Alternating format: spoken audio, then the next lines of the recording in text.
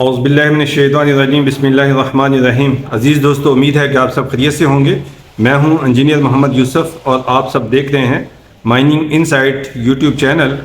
आज हम अपने एक बहुत ही अच्छे माइनिंग इंजीनियर और chief inspector of mines Sindh से मिलेंगे और उनसे हम माइनिंग के हवाले से इंफॉर्मेशन लेंगे, उनके प्रोफाइल का डिस्कस करेंगे, उन्होंने कैरियर कब स्टार्ट किया और इंस्पेक्टरेट ऑफ माइन का क्या रोल होता है माइनिंग के अंदर और सिंध के अंदर कौन कौन सी मिनरल्स पाई जाती हैं, हम इसके हवाले से बातचीत करेंगे। तो जिन दोस्तों ने अभी तक इस चैनल को सब्सक्राइब नहीं किया, उनसे गुजारिश है कि वो इस चैनल को भी सब्सक्राइब कर लें ताकि उनको ये मालूमात मिलती रहें। तो आइए अब हम मिलते हैं जनाब मिस्टर वसीम साहब से, chief inspector of mines Sindh. अस्सलाम वालेकुम जी।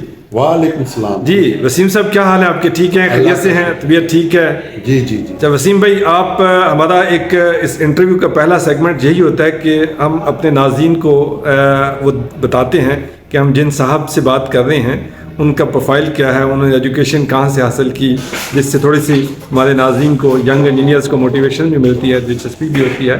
तो काइंडली आप बताइएगा कि आपने अपनी एजुकेशन कहाँ से हासिल की और फिर अपने कैरियर का आगाज़ कब और कहाँ से किया। तो मेरा नाम सैयद मोहम्मद वसीम है। मैं बाय बर्थ हैदराबाद सिंध से मेरा ताल्लुक़ है सर। वहाँ saint Bonaventure high school city से मैंने अपनी फ्रॉम क्लास 1 टू मैट्रिक वहाँ से ही किया सन 80 के अंदर। और उसके बाद मैंने अपनी हायर सेकेंडरी एजुकेशन मेरी मॉडल कॉलेज हैदराबाद से है, जो सिंध यूनिवर्सिटी का पार्ट एंड पार्सल था। उसके बाद मेरा एडमिशन हो गया 1984 के अंदर माइनिंग इंजीनियरिंग के अंदर मेहरान यूनिवर्सिटी जामशोरो के अंदर। वहाँ से माइनिंग पास आउट करने के बाद 89 में कुछ दिन मैंने एक ड्रिलिंग कंपनी में काम किया एज ए ड्रिलर।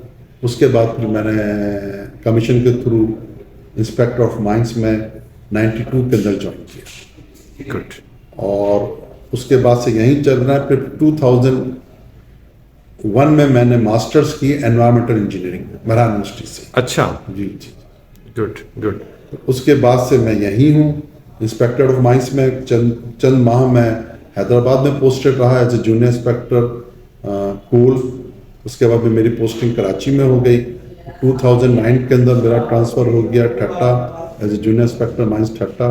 2013 तक मैंने वहाँ काम किया, वहाँ से फिर ट्रांसफ़र हुआ कराची और जब से फिर मैं यहाँ। अच्छा सर, ये बताइएगा कि ये इंस्पेक्टरेट का क्या रोल है माइनिंग के अंदर? एक डायरेक्टरेट है, एक इंस्पेक्टरेट है, एक कमिश्नरेट है, तो इंस्पेक्टरेट का बेसिक रोल क्या है? सर इस वक्त माइंस एंड मिनरल के 2 अटैच ऑफिसेस हैं। ठीक है। एक है चीफ इंस्पेक्टर माइंस, ठीक है, जिनका वर्क है function and duties the health safety and working environment. ठीक है। जो लेबर लॉस की इम्प्लीमेंटेशन करना। और सेकंड है हमारा attach department directorate of mineral, वो माइनिंग लीजेस परमिट्स ग्रांट्स करते हैं। ठीक है। वो ग्रांट्स करते हैं, हम वहाँ पे जो मजदूर काम करते हैं उनकी हेल्थ एंड सेफ्टी को इंश्योर करते हैं। और यहाँ पे कमिश्नरेट नहीं है अभी तक? कमिश्नरेट नहीं है, commissionerate of mines still labour department government of Sindh के पास है। अच्छा। Mines labour welfare. ठीक है। ठीक तो है। वेलफेयर के सारे काम वहाँ से होते हैं। हम सिर्फ health safety and working environment देखते हैं लेबर की। ठीक है। अब सबसे बड़ा जो एक्सीडेंट्स होते हैं, ज़्यादातर मेजर फैटल एक्सीडेंट्स होते हैं कोल माइंस के अंदर। ठीक अब है। कोल सब्जेक्ट हमारा ट्रांसफर हो गया सिर्फ सिंध के अंदर एनर्जी डिपार्टमेंट को। ठीक है। वहाँ पे इंस्पेक्टरेट ऑफ कोल माइंस कहलाता है, वहाँ का चीफ इंस्पेक्टर अलग है, उनकी फंक्शन एंड ड्यूटीज़ अलग है हमसे। वो सिर्फ कोल को देखते हैं, हम सिर्फ मेटल-फ्यूरियस माइंस या कह लें अदर देन कोल को देखते हैं। ठीक है। तो अदर देन कोल में यहाँ पे कितनी को लीजें हैं? Round about two time change होती रहती है, grants renewal cancellation, round about 700 के करीब। 700 के करीब ml। Mostly of them are small scale mining, ठीक है, not large scale mining. Large scale mining इस वक्त सिंध में अदर देन कोल में सिर्फ सीमेंट होगी, सिर्फ सीमेंट। और कितनी सीमेंट फैक्ट्रियाँ हैं सिंध में? सिंध में तकरीबन 5 सीमेंट फैक्ट्रियाँ। 5 सीमेंट फैक्ट्रियाँ हैं। वहाँ पे इंजीनियर्स अपॉइंट हैं माइनिंग इंजीनियर, माइन मैनेजर भी वो हैं। वहाँ पे फिर भी कुछ एज पर एक्ट वो लोग चलते हैं। अदरवाइज जो स्मॉल स्केल माइनिंग है वहाँ पे एक तो एक्सीडेंट का रेशो भी कम है और लेबर फोर्स भी कम होती जा रही है, इसलिए कि जब से ये एक्सकेवेटर, लोडर, डंपर आ गए हैं तो लेबर का काम कम हो गया। बिल्कुल और ठीक अब है। जो वहाँ पे एक्सीडेंट है ना स्मॉल स्केल माइनिंग में, वो एक्सकेवेटर के, डंपर के, इनके एक्सीडेंट है लोडिंग एंड अनलोडिंग के दौरान। और इक्का दुक्का साल 2 साल में कभी कभार एक एक्सप्लोसिव का भी हो जाते हैं। अच्छा सर, आप क्या कहते हैं माइनिंग सेक्टर सिंध का कैसा है? इसके अंदर कितना को काम हो रहा है? हम तो अमूमन यही सुनते थे, या एक आम लेमैन आदमी इसमें कि सिंध में सिर्फ कोल है, ठीक है जी, बाकी कोई मिनरल्स नहीं हैं। और कौन कौन सी मिनरल्स सिंध में पाई जाती हैं? सर ये आपको इसके लिए मैं कहूँ कि देखें आप कराची, हैदराबाद, जितने भी अर्बन सिटीज़ हैं सिंध की, वो सब कंक्रीट के जंगल हैं। कंक्रीट के जंगल हैं। आप कराची को ही देख लें, हर और ये जो भी हाउसिंग स्कीम होती है या जो मकान बनता है, हाउस बिल्ड होता है, उसमें मिनरल यूज होता है। ठीक है। 80% तो वही यूज होता है। मतलब आप देखें ना, उसमें सीमेंट है वो भी मिनरल है, रेत है वो भी मिनरल है, रेत है, रोड़ा है, ये सब चीजें उसी से मिलकर चल रही हैं। ठीक है। तो उसका तो बहुत डिमांड, सप्लाई बहुत ज्यादा है। ठीक और है। काम भी बहुत ज्यादा है और लोग काम भी कर रहे हैं, लेकिन वो सेटिज्म है, इम्प्लीमेंटेशन ऑफ लॉ बहुत मुश्किल हो गया है। ठीक है। इसलिए कि जो ठेकेदार होते हैं, जो लीज लेता है, इन्फ्लुएंशियल लोग लेते हैं, फिर आगे वो सब लीज कर देते हैं उसको, जबकि वो कानून में मना है। वो आगे दे देते हैं, लोग वो आगे काम करते हैं, वो लोग निकालते हैं और बस काम छोड़ के फिर चले जाते हैं। वो इतने लेबर लॉस का वो नहीं करते, इंश्योरमेंट नहीं करते लेबर लॉस को। तो ओवरऑल माइनिंग सेक्टर कैसा है?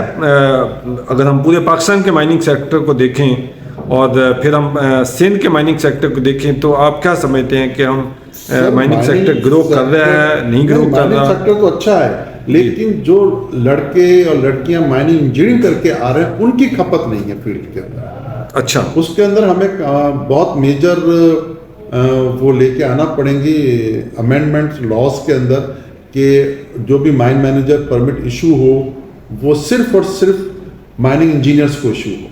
ठीक है। इस तरह एम्प्लॉयमेंट बढ़ेगी, टेक्निकल हैंड लोग आएंगे। अब लेकिन दूसरी तरफ हमारे साथ मसला यह है कि जो हमारे यूनिवर्सिटी के जो लड़के लड़कियां निकलते हैं पास आउट होके, वो सिर्फ एकेडेमिया पढ़े हुए होते हैं, बुक्स पढ़े हुए होते हैं, प्रैक्टिकल एक्सपीरियंस नील होता है। ठीक है। तो कोई भी सेठ उनको रखने से वो कहता है कि हमारे काम की नहीं, उनको कुछ आता ही नहीं है, पहले हमको सिखाएं, तनख्वाह दें, तो उनके पास वो स्किल नहीं फाइनेंशियल आ जाता है। बिल्कुल। और ना लड़कों को शौक भी नहीं है। ठीक है। कि ये सबसे लोवेस्ट टेक्नोलॉजी मानी जाती है सिंध के अंदर, जो बहुत मजबूरी में मिल गया एडमिशन, कोई किस्मत वाला है, नौकरी मिल गई। और दूसरा मसला यह है कि जो लार्ज स्केल माइनिंग आ रही है थरपारकर में, वहाँ पे कुछ उनके साथ रेस्ट्रिक्शन है। इम्प्रूव हो सकता है ये सेक्टर को, कैसे हम ग्रो कर सकते हैं? पर प्रैक्टिकल ट्रेनिंग लड़कों को, मतलब यूनिवर्सिटीज़ के अंदर 2 इयर्स उनकी एकेडमिक एजुकेशन और 2 इयर्स उनको प्रैक्टिकल एक्सपीरियंस, प्रैक्टिकल। अच्छा। डिजाइनिंग या थरकोल के अंदर डिजाइन हुई है माइन। यहाँ पे सिंध के अंदर स्पेशली मैं ये जानना चाहूँगा कि एक तो है कि थरकोल की माइनिंग है ना, वो तो एक लार्ज स्केल की बड़े वो कांग्लोमरेट उस पर काम कर सकते हैं, कोई मीडियम लेवल का इन्वेस्टर भी उसके ऊपर काम नहीं कर सकता। तो और कोई अपॉर्चुनिटीज़ हैं यहाँ पे सिंध के अंदर? अगर कोई माइनिंग सेक्टर में कोई कंपनी आना चाहे तो क्या एडवाइस करते हैं, कौन सा सेक्टर है जहाँ पे वो काम कर सकती है? सर अभी तो देखें, एक वहाँ पे अगर आप अच्छी माइनिंग करना चाहते हैं तो ग्रेनाइट का हमारे पास है रिजर्वायर, लेकिन वहाँ पे भी इश्यूज हैं, कभी कोई लोकल इश्यूज हैं, एनवायरमेंटल इश्यूज हैं, वहाँ पे कोई भी काम नहीं कर पाता। मतलब बहुत अच्छे रिजर्व्स हैं, बहुत अच्छी क्वालिटी है। सीमेंट फैक्ट्री लगाना चाहे, वो भी बहुत बड़ी इन्वेस्टमेंट है। हाँ, वो भी इन्वेस्टमेंट। और इस वक्त की जो सिचुएशन है, जो सीमेंट फैक्ट्रियाँ एग्जिस्टिंग है, वो हमारी कंस्ट्रक्शन इंडस्ट्री बैठी हुई है और उनकी सेल भी वो पूरी नहीं हो रही ना, वो डिस्पैच नहीं हो रही करंट इस वक्त जो सिचुएशन है। जब जैसे कंस्ट्रक्शन सेक्टर ऊपर आता है तो सारी चीज़ ऊपर आएंगी। रोजगार के मौके तो हैं, लेकिन स्किल्ड लोगों के लिए, अनस्किल्ड लोगों के लिए नहीं। ठीक है। ठीक है। जिनके पास प्रैक्टिकल एक्सपीरियंस है माइनिंग का। ठीक है। और कोई इसके अलावा कोई एक्सपोर्ट ओरिएंटेड मटेरियल? अभी तक तो कोई ऐसा यहाँ पे नहीं मिला हमें मेटल मिनरल की जिसकी डिमांड हो। ठीक है। लोकल मार्केट की डिमांड के हिसाब से सैंड, रोड़ा। यहाँ के चाइना क्ले की क्या पोजीशन है? उसके भी काफी चाइना किले है, लेकिन क्या वलीन उसके पॉकेट्स थोड़े थोड़े हैं, कुछ में आयरन का मसला है। 2-3 पार्टियां आई थी, देख के गई हैं यहाँ पे, लेकिन वो उनको उसका आयरन का जो वो था वो काफी वो था कंटेंट उसके अंदर। ठीक है। तो सही, आपके ख्याल में इस सेक्टर को हम कैसे ग्रो कर सकते हैं? क्या आपकी कुछ सजेशंस हैं अपने यंग इंजीनियर्स के लिए या जो इसके स्टेक होल्डर्स हैं? क्या सर, यंग इंजीनियर्स को मेरी यही मतलब उनसे डायरेक्शन है या रिक्वेस्ट है कि वो प्रैक्टिकल एक्सपीरियंस हासिल करें कि लोडर किस तरह काम कर रहा है, एक्सकेवेटर किस तरह डिज़ाइन किस तरह कर रहे हैं, वेंटिलेशन को किस तरह मैनेज करना है, ये सारी चीज़ों को वो करें। सही सही सर, बहुत शुक्रिया आपने टाइम दिया, आपने वैल्यूएबल सजेशंस दी। तो दोस्तों को मेरे इस चैनल के तवज्जुह से किसी के जहन में भी कोई भी क्वेश्चंस हो माइनिंग के हवाले से या इस सेक्टर के हवाले से, तो वो अपने कमेंट्स में लिख सकता है। तो हम वसीम साहब से कांटेक्ट करके आपके उन क्वेश्चंस का आंसर्स इनसे ले सकते हैं। तो बहुत शुक्रिया वंस अगेन वसीम साहब, थैंक यू।